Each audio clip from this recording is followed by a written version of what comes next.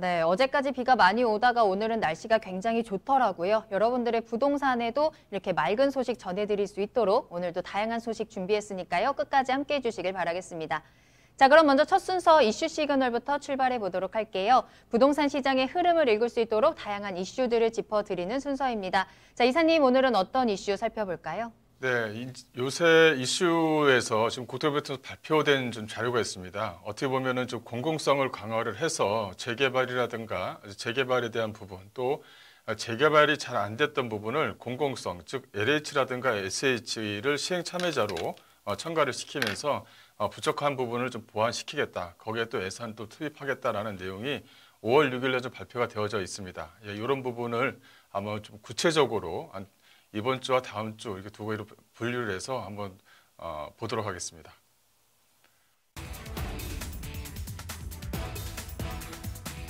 국토교통부가 지난 6일 부동산 시장 안정화를 위해 주택 공급을 늘리는 방안을 담은 수도권 주택 공급 기반 강화 대책을 발표했습니다. 2022년까지 서울 도심에 7만 호 부지를 추가 확보하고 2023년 이후 수도권의 연평균 25만 호 이상 수준의 주택 공급을 한다는 것이 그 골자인데요. 이번 수도권 주택 공급 기반 강화 방안 발표의 주요 내용을 살펴보면 이렇습니다.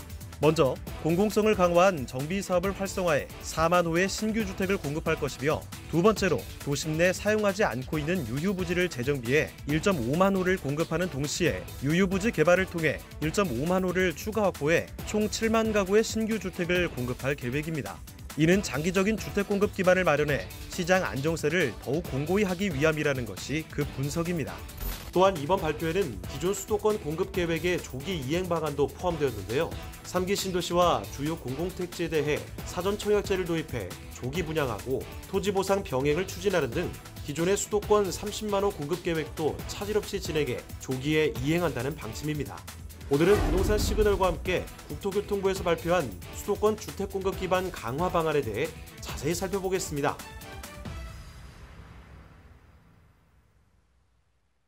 네, 앞으로 좀 그 재개발을 할 때 좀 생소한 용어들이 아마 등장을 할 것 같습니다. 등장을 해서 아마 그 내용을 좀 보실 수가 있을 것 같은데요. 그런 부분에 대해서 간단하게 좀 설명을 좀 해드리겠습니다. 일단은 내용을 좀 보시면요. 그 도심 내 공급 기반을 좀 강화하겠다. 공공성 정비를 강화한 정비시설에 대한 활성화라든가 또 유휴 공간을 정비를 해서 재활용을 좀 진행하겠다. 또 도심 내 유휴지를 좀 추가적으로 확보하겠다라는 내용이 있고요. 그다음에 여기서 이제 중요한 부분은 공공성에 대한 활성화 부분입니다. 공공성에 대한 활성화 부분을 진행을 해서 공공성에 대한 그 부분을 LH와 SH를 공동시행 참여자를 넣어서 공공성을 더 확대시키는 방안으로 진행하겠다라는 내용이 좀 포함이 되어져 있는 부분이 있습니다. 그 부분에 대해서 간단하게 좀 설명을 해드릴 건데요. 일단 내용을 좀 보시게 되면 이 공공사업에 대한 활성화를 강화해서 정비사업을 활성화 대책을 좀 기대하겠다라는 내용입니다. 일단은 그 3기 신도시가 발표가 되고 또 이제 21년, 22년 이후에 이 공급 물량이 좀 약간 약화되어져 있는 부분을 추가적으로 좀 보완하겠다라는 내용이 있는데요. 기존의 것들을 좀 답습하는 것이 아니라 기존에 있었던 일, 지금 현재 좀 재개발로 진행되어져 있는 부분에 평균을 좀 내다본다면 약 한 10년에서 약 한 15년 정도의 어떤 기간을 두고 좀 진행을 해야 되는 부분이 있는데 이거를 뭐 10년 안쪽, 5년 안쪽으로 좀 크게 단축시키겠다는 내용이 좀 포함이 되어져 있습니다. 여기에 이제 공공성을 집어넣어서 조합 쪽에서 필요했던 부분을 추가적으로 LH라든가 SH에서 보완을 시켜주겠다는 내용이고요. 또 안에 뭐 세입자라든가 또 이제 지분율이 낮아서 뭐 나가야 되는 부분 또 그런 부분이 또 그런 사람들이 또 사회적으로 봤었을 때는 좀 더 뭐랄까요 좀 열악한 부분에 있다 보니까 그런 부분들을 추가적으로 보완을 시켜서 같이 공동체를 좀 실현해 줄 수 있도록 거기에 공공재를 좀 마련해 주겠다는 내용이 좀 들어가 있는 내용이죠. 현재 좀 보시게 되면 2022년까지 부지를 확보해서 공공사업이라든가 민간사업을 사업시행 인간 기준까지 맞춰서 약 한 4만 호 정도를 약 한 3년 내에 추가적으로 집어넣겠다라는 내용이 좀 포함이 되어져 있는 부분이 있고요. 여기에 이제 그 앞서 말씀드린 대로 일부 재개발을 했었을 경우에 좀 뭐랄까요 잘 진행되지 않았던 부분 그런 어떤 문제점을 보게 되면 이 주거 여건이 열악해서 신속한 정비가 필요한데 이 재개발에 대한 어떤 사업성 부족으로 해서 잘 안 됐던 부분이 있었죠. 또 오랫동안 저업 설립도 못하고 또 정체 중인 그 추진위만 설립되고 오랜 동안 기간을 놔뒀던 그런 지역들이 서울 지역에 좀 상당히 많이 있습니다. 그런 부분들을 추가적으로 보완시키겠다라는 내용이고요. 또 조합 설립에 성공을 하더라도 이 조합 내에 어떤 갈등이 좀 많이 있었고요. 여기에 이제 LH라든가 SH가 넣어서 공공성을 좀 더 보완시키면 이런 어떤 그 조합 내의 갈등을 좀 더 완화시켜주지 않을까 그런 내용이 좀 포함이 되어져 있는 부분이 있고요. 또 이런 어떤 절차 때문에 착공까지는 평균 약 한 10년 이상, 평균적으로 10년 이상 이렇게 소요가 된다 이렇게 좀 되어져 있는 부분입니다. 현황을 좀 서울에서 지금 현재 재개발로 진행되고 있는 현황을 좀 보게 되면 537곳의 재개발, 이 재건축이 현재 좀 추진 중인데요.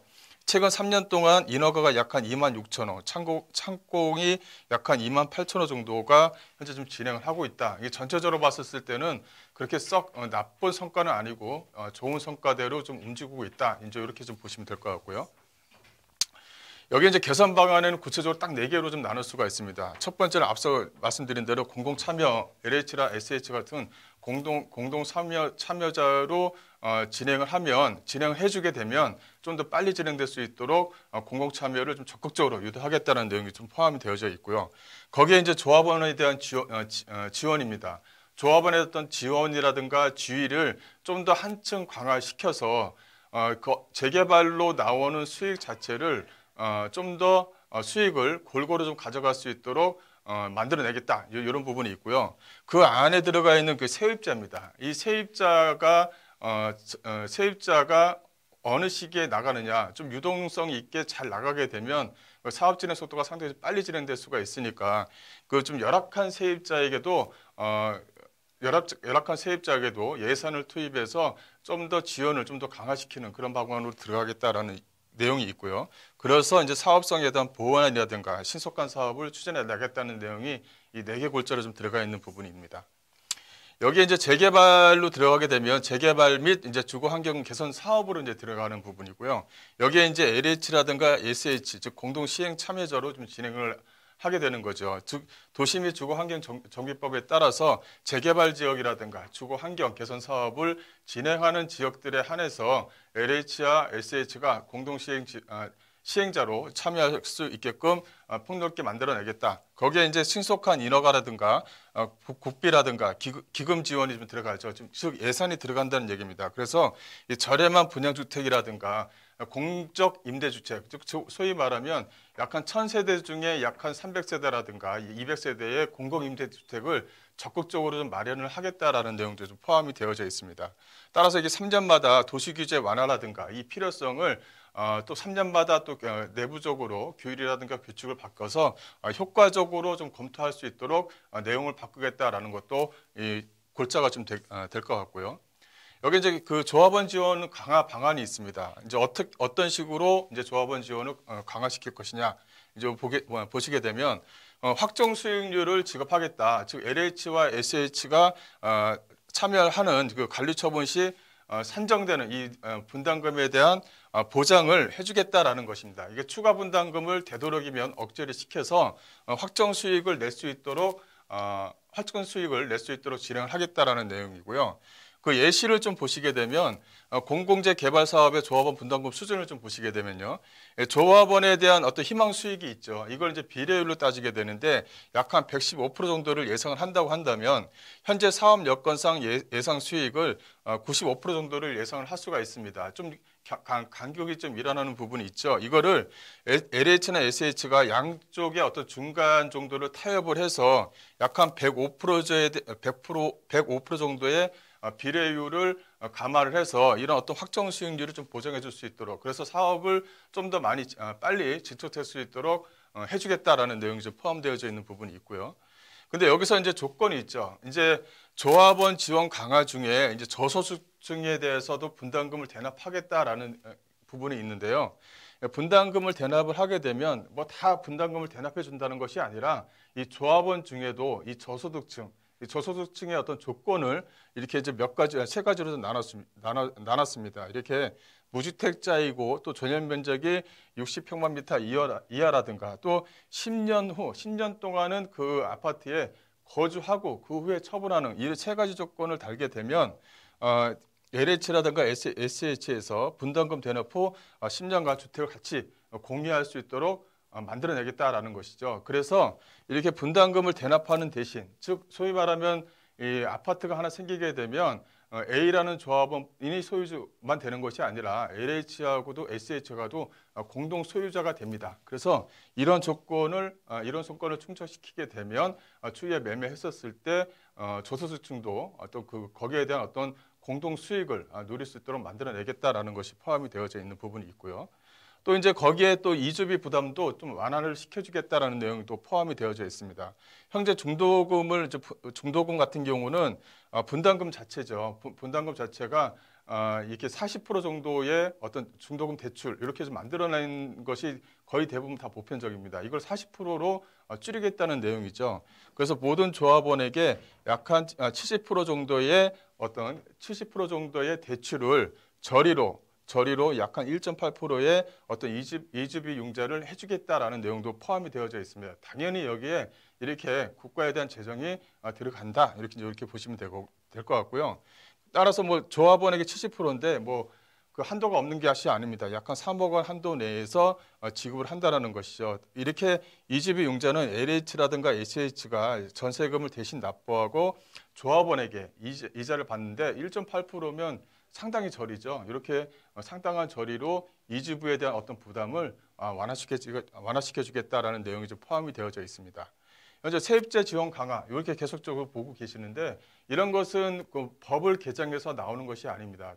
적극적으로 령이라든가 어떤 조례에 의해서 진행될 수 있는 부분이니까 이거는 뭐 당장 시행이 돼도 큰 문제는 안 된다. 이제 이렇게 좀 보시면 될 것 같고요.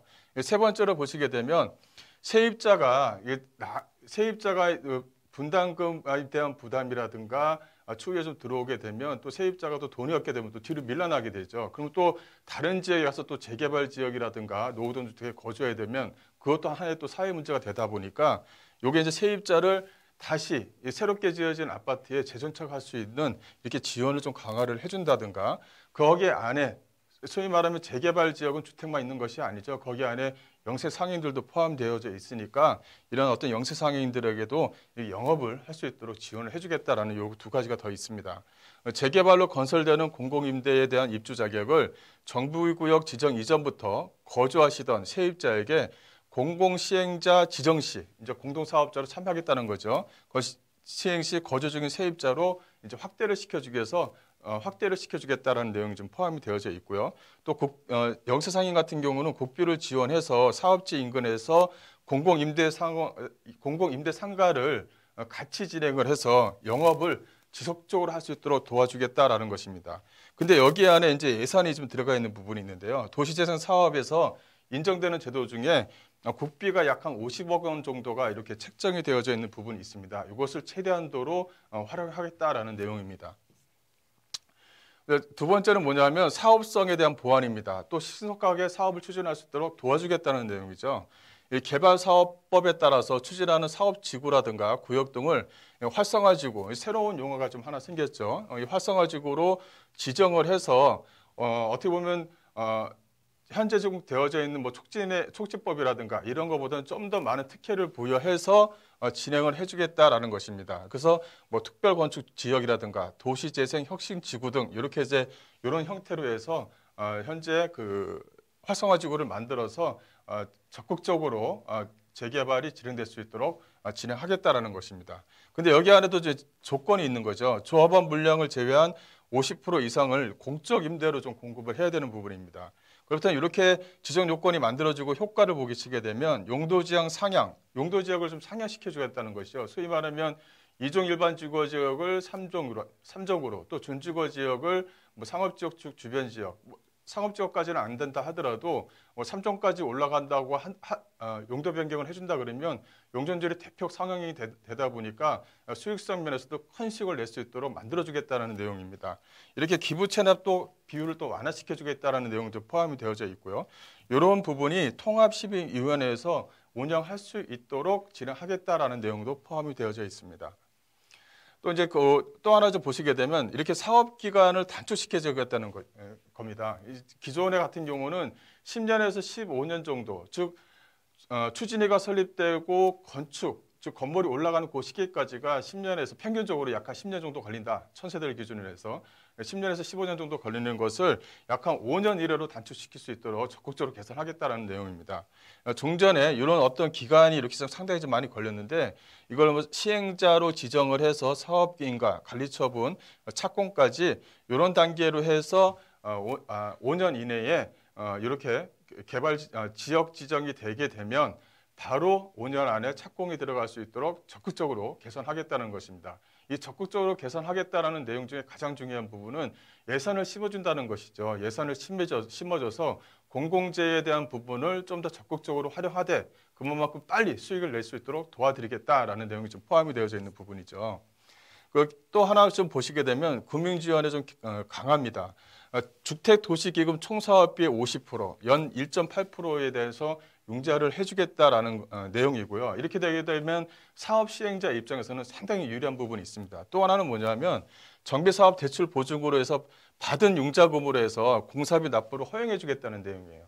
기존에는 공사비 납부 자체를 허용을 안 해줬는데 대출 받은 것으로 공사비 납부를 허용을 해주게 되면 공사비에 대한 공사비로 공사를 해가는 단계에 따라서 돈이 들어가는 부분이 있다 보니까 그렇다면 건물이 올라가는 어떤 기간 자체도 상당히 크게 단축할 수 있는 부분이 있는 겁니다. 또 지원 요건이 엄격했던 융자 요건을 이 공공재 이런 개발에서는 완화해서 사업 활성화를 적극적으로 도모하겠다라는 내용이 좀 포함이 되어져 있고요. 또 이제 하나 보시게 되면 금융지원 강화 중에 이렇게 그 안에 이제 공간지원 리츠라고 해서 상가라든가 공정시설도 매입해서 이런 어떤 비주거 시설도 매입해서 지원해 주겠다라는 내용이 상당히 좀 구체적으로 나와 있습니다. 이 상가라든가 공정시설이 이 재개발 지역 쪽 주변 지역에 있다 보면 그것이 별도로 진행이 되다 보면 거기에 대한 땅을 인수한다든가 또 그 공정시설 사업자에 대한 허가를 허가를 득하기 위해서는 또 많은 시간이 걸리는데 요거 같은 경우는 공공자원 리츠에서 매수를 하겠다는 거죠. 매수를 해서 어떤 이런 비주거 시설에도 어떤 그 예산이 들어갈 수 있도록 도와주겠다라는 내용이 들어가고요. 또 조합이 정관의 이 소형 상가 등 소유자에 대해서는 이 주택 분양 가액 기준을 조례상 범위 내에서 정할 수 있도록 위임을 해줬습니다. 이게 소위 말하면 상가가 있다고 한다면 상가가 주변 지역에 있는 분양 가격보다 높아야지만 그 상가를 소유하신 분들이 아파트도 분양할 수 있도록 그런 어떤 규칙이 있었는데 이것을 좀 완화를 해주겠다라는 내용이 들어가 있는 것입니다. 이렇게 좀 보시면 될 것 같고요. 이런 내용으로 해서 좀 오늘 좀 정리를 해드렸습니다. 그 안에서 보시게 되면 뭐 지분형 주택 주택 운영 방안이라든가 또 전세 같은 경우도 전세주택을 매입해서 운영 방안이라든가 이런 부분이 좀 생소한 용어들이 좀 많이 좀 들어가 있는 부분이 있습니다. 현재 지금 재개발로 진행되어져 있는 구역들, 과거에 뉴타운에서 재개발로 해제되었던 지역들 같은 경우는 뭐 자율형 주택 사업이라든가 도심재생 사업이라든가 이런 부분을 통합을 해서 현재 좀 진행하고 있는데 좀 더 구체적으로 공공재, 이 LH라든가 SH가 들어가서 공공재 사업을 진행하게 되면 정부 지원 예산을 편성해서 아래에 있는 조합원 지원, 또 조합원에 대한 지위를 강화시켜서 수익 부분을 확정시켜 준다든가 또 세입자에 대한 어떤 지원을 강화를 해줘서 이주에서 원활하게 이주할 수 있도록 또 이주비를 또 지원을 해서 이주비 지원 정책에 따라서 어떤 빨리 이주할 수 있는 그런 단계를 좀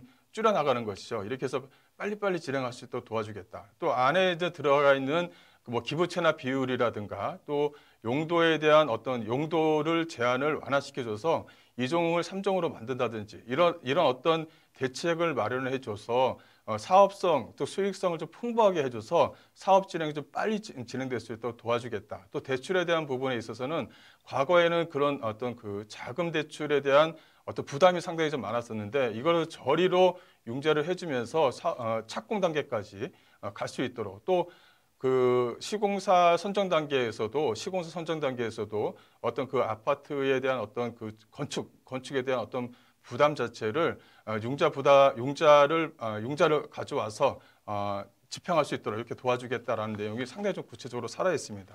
그래서 앞으로 어떤 재개발에 대한 어떤 공공재 부분에 대해서는 그래도 지금 현재 가지고 계시는 조합원 분들이라든가 추진위 단계에 있는 어떤 재개발 지역들의 어떤 물건이 좀 더 많이 활성화되지 않을까 싶습니다.